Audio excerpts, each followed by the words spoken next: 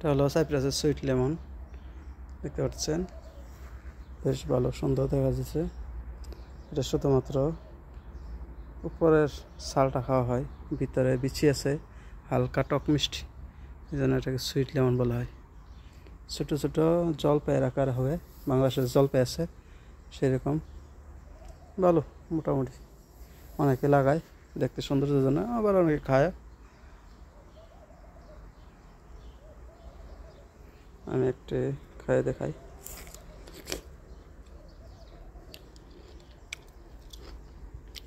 এরকম ভিতরে